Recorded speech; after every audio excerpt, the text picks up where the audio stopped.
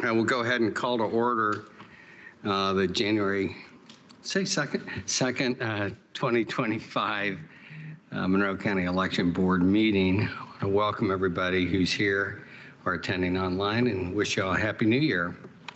So on our agenda today, we have just a few items. The first is to call to order, and we have a new member joining us today, so we certainly want to provide our thanks and welcome John to our board. So if you want to call the roll, we'll go ahead and call the meeting to order. Do we need to? Yeah. Nicole Brown. Present. John Fernandez. Present. John Arnold. Present. All right. Okay, the next item of business is approval of the minutes from December. Do we have? I have a motion to approve the minutes for December 2024 election board meeting. All right, can I get a second? That would be you, John. I'll second it. Okay, all those in favor, please say aye. Aye. Aye. All right. Next item on our agenda is the Vote Center Committee update. I see a few members of the committee. So. And I sent a PowerPoint as well, which I put over there. I don't know if someone can pull that up for the public. Thank you. Cool. So, hi everyone. I am Alana Stonebreaker. I am head of the Monroe County Election Board Vote Center Committee. And then I guess I'll move on to our next slide here. This is about a 5-minute presentation. All right, so this is going to be a summary of the work that the Vote Center Committee has done over the last year. Our methodology as a committee, our executive summary, which was passed by the Vote Center Committee, and then our recommendations with hopefully some time for us to discuss next steps. So for those who are paying attention, this is not the formal giving of the actual report. This is previously Judith Benker was interested in getting an update, and so I am coming in front of the board to give that update. So, and fonts are not my friends on this, so sorry to everyone at home. So, in 2023, the election board created the Vote Center Study Committee to specifically re-evaluate the adoption of vote centers. We had previously looked at that in 2011. The bipartisan committee was representatives of political parties, independents, university students, bipartisan, nonpartisan organizations as well, and we were tasked by this board to determine if Monroe County should transition from precinct-based or super precincts as we combine precincts, whether we should go from precinct vote to vote center, recommend the number and locations of vote centers, and address infrastructure, technology, poll books, poll worker, and poll training, et cetera, costs. Oh, next slide. So what we did is we conducted listening sessions in Ellettsville, Unionville, IU campus, and with the Monroe County NAACP. We also included comments from the Stone Belt Board of Directors via Hal Turner, who was a member of our committee. And we also worked with IU PACE students to contribute insights from campus. So we had listening sessions, then we had community contact comments prioritized convenience and accessibility over cost considerations. There was nostalgia for walking to polling places back when we had separate for all of our precincts, but recognized current limitations. Next slide, thank you. Our voter perspectives were, some key concerns were distance to polling places was a mixed concern. Some students found the precinct voting with so many options very confusing, especially when assigned distant locations. So at the moment for the public, you have to go to your precinct voter site. If you're on campus, you have to travel often all the way to Bloomington North. There was strong support for early voting and additional campus adjacent locations. There was also advocates for accessibility who saw potential and coordinated transportation to single locations as being an interest as well. The consensus was that vote centers are perceived to be less confusing and more convenient than precinct voting. So the way we did this is we would open it we'd explain the idea of a vote center, you know, and then kind of have a conversation from there. So there was interest in moving to the vote centers from the public. Other issues we thought about is proximity to key populations, communities, you know, access for marginalized groups, communities of color having access, as well as public transit locations. And we also had expert insights, particularly from the Chicago Lawyers Committee for Civil Rights, who had a member on our committee who gave voter access consultations as well as racial equity implications of vote center models and polling places. So that's kind of all the stuff we did. We additionally looked at some additional costs. Can we go to the next slide? So this is kind of not finished, but we did look at the cost of moving to printers and what are called auto ballot kits. I'm going to look at Kylie in terms of it. We are still figuring out the needs for label printers, so that's one of our next steps, is getting a full idea of the costs in terms of it. And so we looked at it, but essentially we mostly evaluated this in terms of one-time costs versus continuing costs, because you'll see later that we recommend a one-to-one replacement. All right, next slide.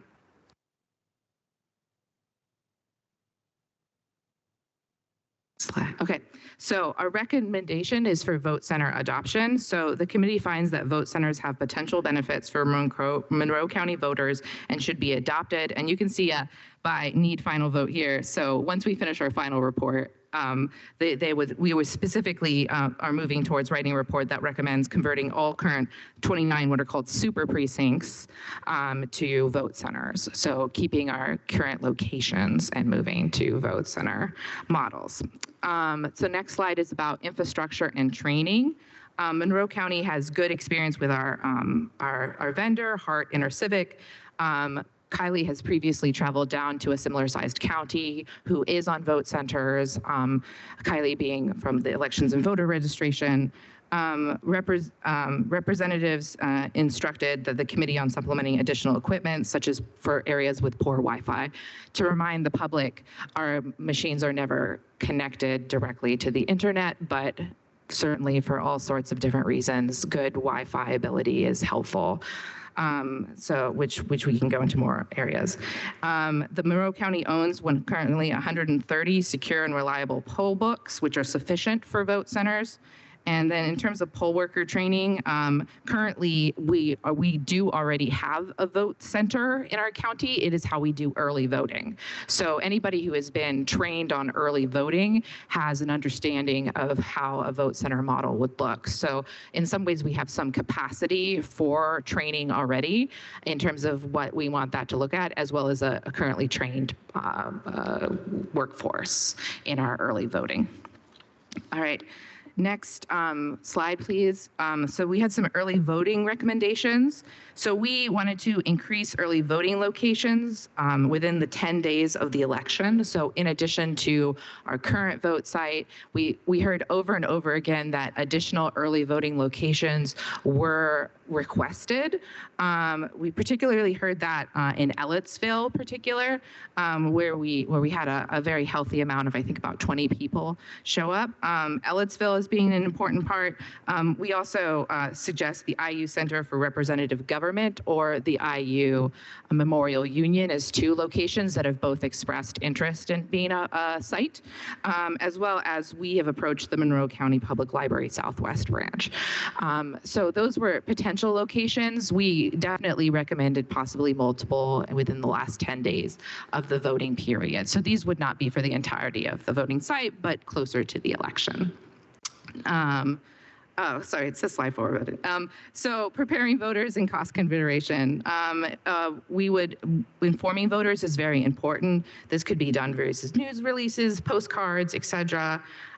With no election until 2026, the county can plan a communication and engagement way, but we thought that moving on a one-to-one with a strong preference for locations that have previously had voting sites as being an easy way of saying you can still vote at that site, but you also have the ability to vote, for example, closer to your child's school or closer to where you work. So for example, I work at IU, and usually from 9 to 5 each day, I'm typically on campus. So a location on campus for me and other working people would be rather helpful, right?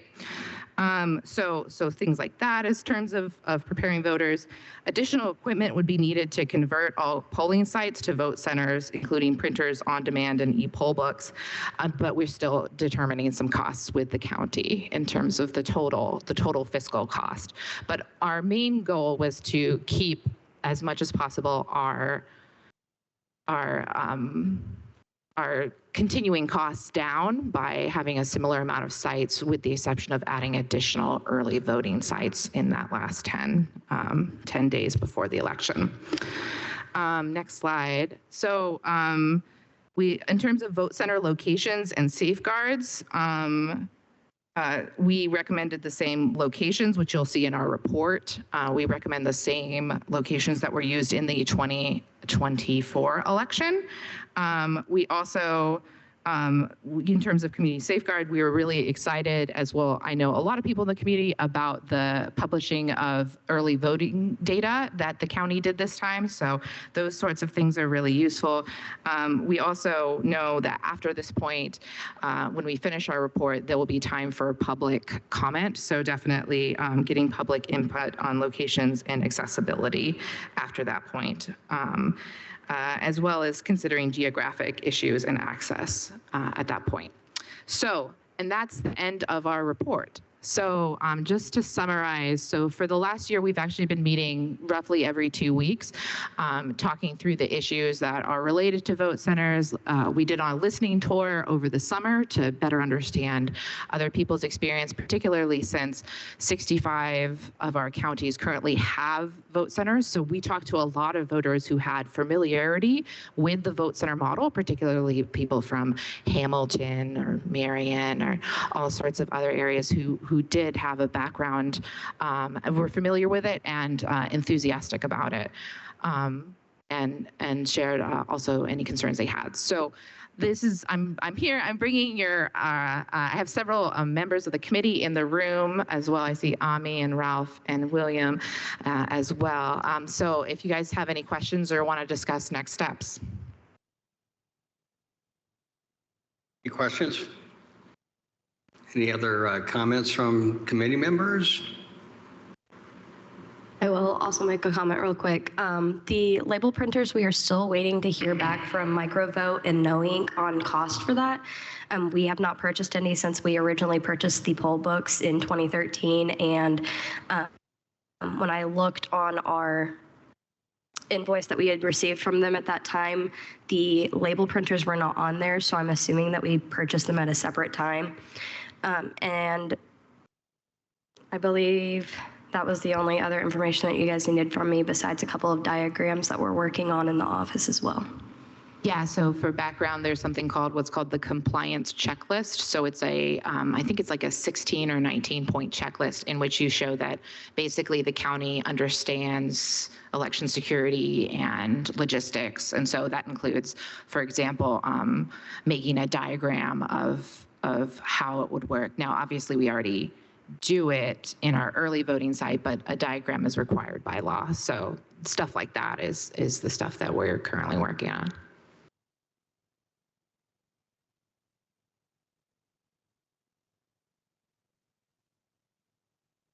William Ellis, I'm on the Vote Center Committee also. I would ask, when the election board considers this, one of the things that may not make the report, but I think is a crucial data point for the public, especially any county council budgeting approval, is we need a cost estimate, not of just the transition cost, but what it costs to run an election now versus what it's going to cost to run an election with vote centers, to see if we're actually saving money or see if we're actually spending more money to do this. So I'm just thinking that's something the election board needs to consider. Thanks.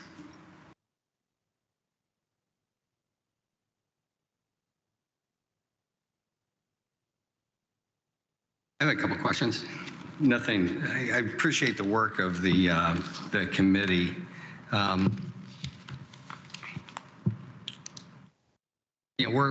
Monroe County right now is a laggard. I mean, if I heard you right, there are 65 out of 92 counties that currently have vote centers. Is there any discernible kind of turnout performance data comparing traditional model versus vote centers? And I'll give you context for why I'm asking that question, because one of the things that we always hear related to vote centers is of moving to vote centers, the risk of disenfranchising groups of people.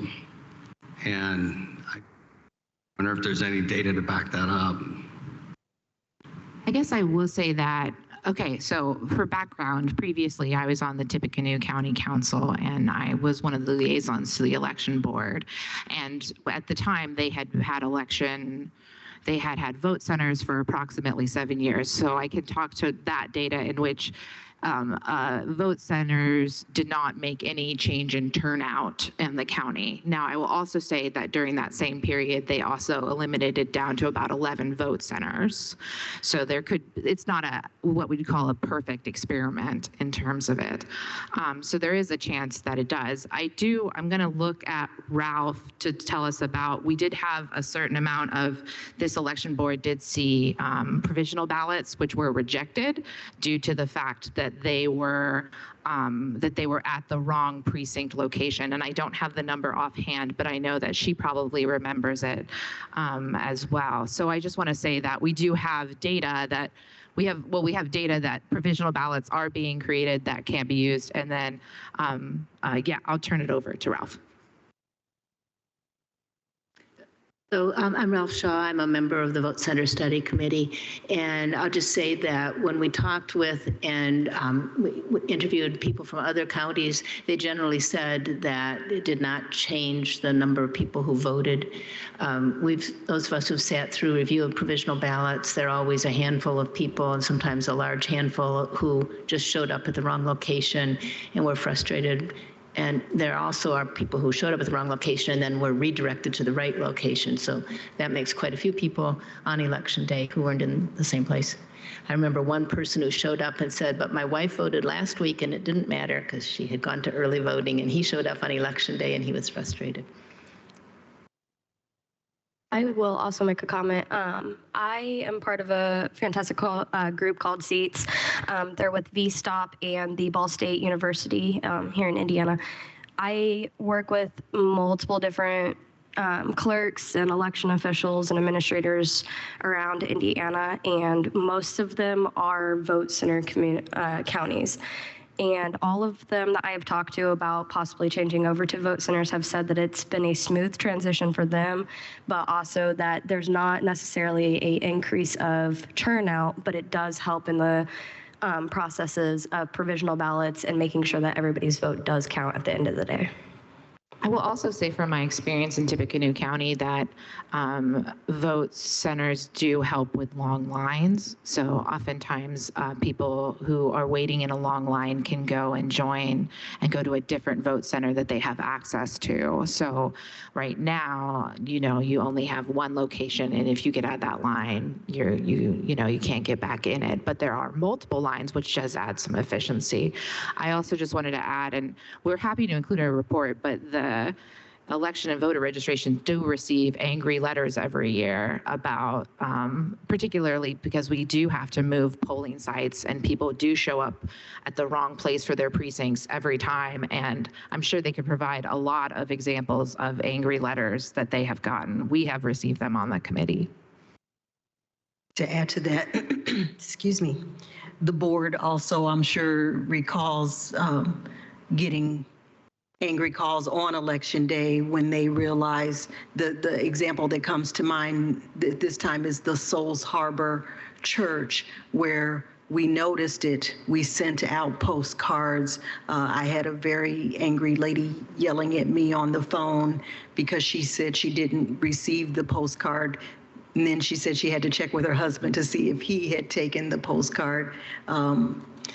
And so, yes, we do get a significant number of people who, despite our best efforts, publishing in the paper, getting it online, putting it on the website, that there just was, I don't know what else we could have done differently, and then we still had those. So it would have been nice to be able to say, you can go here, and as long as you, of course, make it before 6 o'clock, your vote will be counted.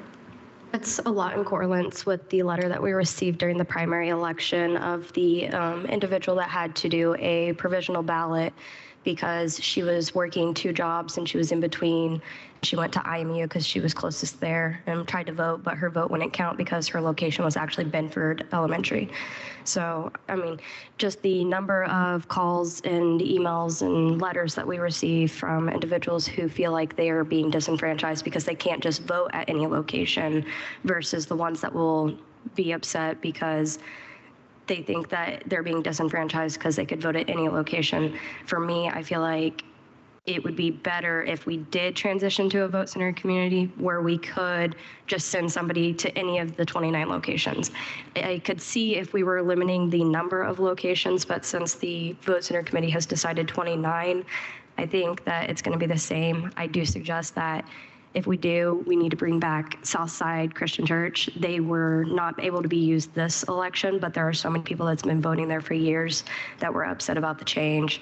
I think it would be best to go back to that location since it's familiar and it's a larger location than Souls Harbor. I guess in terms of further disenfranchisement, I have had several people tell me that their voting location is a church and they feel disenfranchised because they are not religious. So they feel uncomfortable, I guess, going to a church, but that is the only location where they can go. This is the first time I'm hearing that one. That was a new one that I had heard this time around. Oh, my.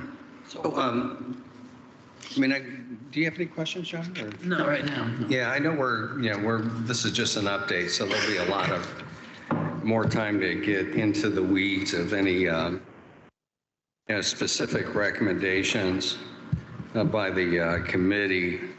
I've been thinking about this a lot lately, and I've always leaned towards the, make every location a vote center and get data on where people go. But there's a part of me that's having a little internal debate about that, because I just think the costs are going to be extraordinary. Because we talk about equipment, but there's cost and then there's just effectiveness. Some things can be really efficient, but they're not very effective. And what I worry about is that people don't like change, full stop. Hardly anything in life, people don't like change. So if we're going to make this change from to vote centers, I think we have to lean in really, really hard and make sure that it's an exceptional customer experience so that people commit to it and keep going. I'm a little worried that, how are we going to really do any kind of prediction models on turnout based on location when everything's a voting center, and then you end up having understaffed, just some of the precincts just might not, or vote centers might not be up to it in terms of volume, because we've decided to make every precinct a vote center. If you have 2 precincts, say on the pick a location in Ellettsville, that may not be a good example, but, it just seems like there could be some real implementation challenges if you have precincts that are relatively close to each other. One may be dead with very few people showing up, and the other one may just get completely inundated. And then you just end up having this terrible experience, and that doesn't work well for us. So I don't know. There's a lot to consider there, but just worry a little bit about execution. If everything's a vote center, are we going to have the people and the budget to pull that off? May Like I said, it's just comment. When we get the full report, we'll get. But that's just giving you some feedback.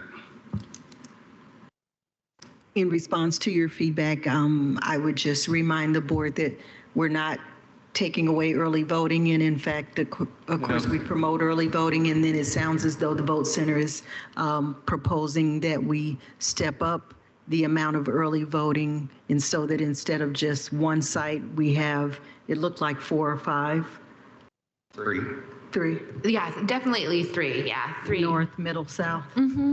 Yeah, as potential location. Because, of course, and the more people who vote early, then there's plenty of room for whoever wants to vote for election, because we've already voted the majority of the people who intend to vote early.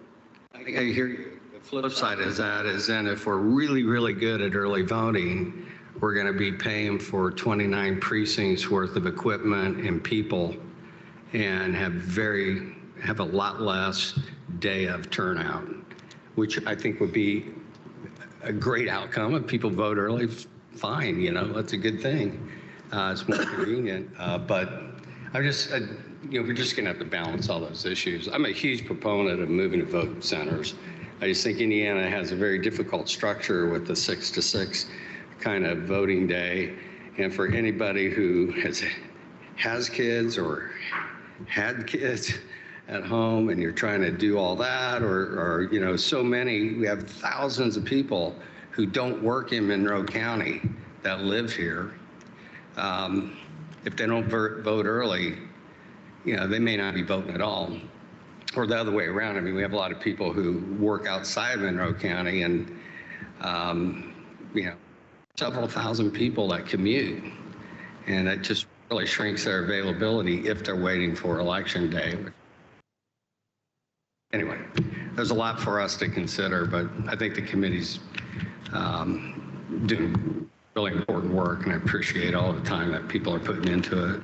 Yeah, thank you for that. I mean, definitely. And I just wanted to say that, yeah, the 4 that we considered, which I didn't put on here, is the mandatory minimum we would need, which would, I believe, be 12. And then with the high implementing 22, which was the average of after a couple of years where people tended to end up. And we did have some additional data which told us that a lot of people, when they adopted more vote centers. So we went in that direction. But I do think it's a good point, and we'll bring it back to our meeting when we meet on the 8th. Thank you. Will the cost part of the report include the people too? Yeah, as much as we're able to do that, it will include that cost information.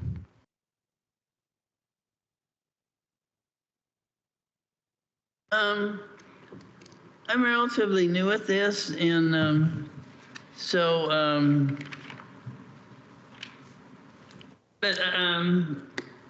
where I work is just down the hall from the Secretary of State's office, and they gave me some a list of things that has to be done. And one thing they said is that if you have vote centers, you have to have the ability to print a ballot for any precinct in the county at each site. And I think I understood that correctly. What they told me, what the staff attorney told me. And I saw some nods from Nicole, who would know better about the administration part of it. Yeah. Because it doesn't seem like you'd be able to print any ballots in advance like we do now. Now it works great. We have 2 precincts or 3 precincts in one location, and the ballots are pre-printed and delivered to the precinct at the time of before the election starts. And if you have a vote center where people could come in from any precinct in the county, you wouldn't be able to, it seems like you wouldn't be able to print the ballots in advance, and it seems like that might make a long line if you had to wait and till the person comes in so you can print the ballot, because you're not going to have a whole bunch of printers like you do at the early voting center. At the early voting center, there's lots of people, lots of machines, but you're not going to have that at each site for the voting. So that's a big reservation for me, is it just seems like the line might be slow if you have a heavy turnout, because you can't print the ballots in advance like we do now. It seems like from what they were telling me that would be the case. Oh yeah, Kylie's jumping in, thanks. When I have spoke to other counties that have vote centers implemented now, it is the essential as the same thing as early voting. Each location would have a minimum of 2 print devices at each of the locations, and then the larger locations would have more print devices.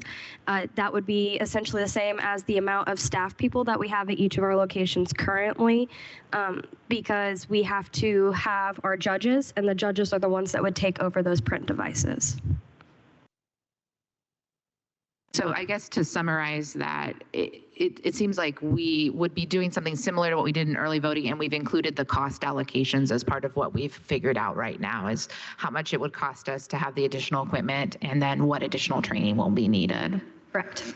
And we're lucky in that a lot of other counties have figured out very efficient ways of doing this. But yes, we would probably be moving away from any sort of preprint, which I think is better for security.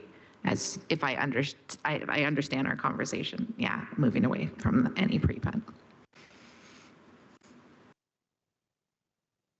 To address something else that you brought up, Mr. Chair, as immediate past president of the Clerks Association and current chair of the Legislative Committee for the Clerks Association, I can share with you that one of the Clerks Association's requests is for Election Day in the primary and in the general to be considered holidays. Many clerks use the courthouse on Election Day, and so that would free up parking around their courthouse and free up staff. And so if that is something that we're going to be pushing for, it also helps the clerks in those counties where it currently isn't a holiday to not have to choose between their duties as the keeper of the record for the courts, because court won't be in session that day, and then their duties to oversee the election. So I would encourage you to reach out to your legislators if that is something that would be meaningful to you, because currently it's meaningful to 92 clerks. Thank you. All right, well, we'll look forward to continuing to hear from the committee and be in a position to make some decisions later this year. Unless there's any public comment, we will move on to the next item, which is new business. And we have one item on our agenda, and that is to consider a resolution of this board establishing our meeting dates and times for 2025. Anybody want to make a motion? Or prior to making a motion, I would ask that the board consider canceling the July 3rd, 2025 meeting.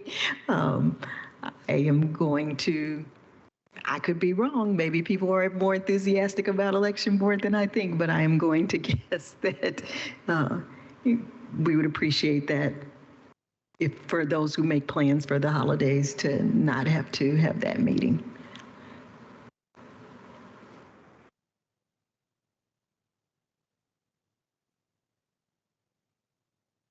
It looks fine to me. It looks really good. so do you want to make a motion as amended?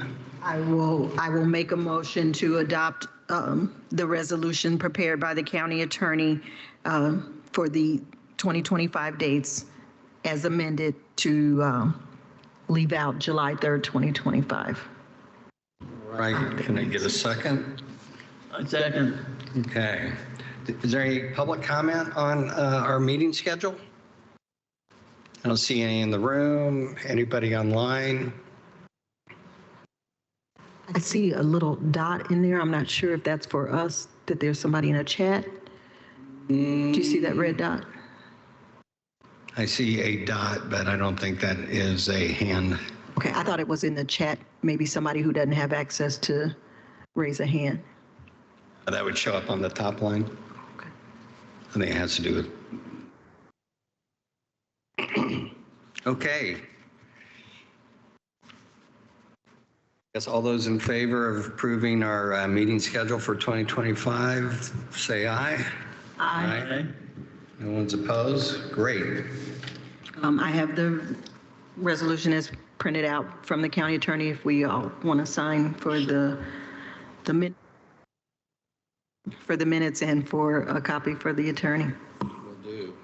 Okay. I guess at this point, unless there's any public comment, I'll entertain a motion to adjourn. I will make a motion to adjourn. A second. All right. All those in favor, please say aye. Aye. All right. Thanks again, everybody.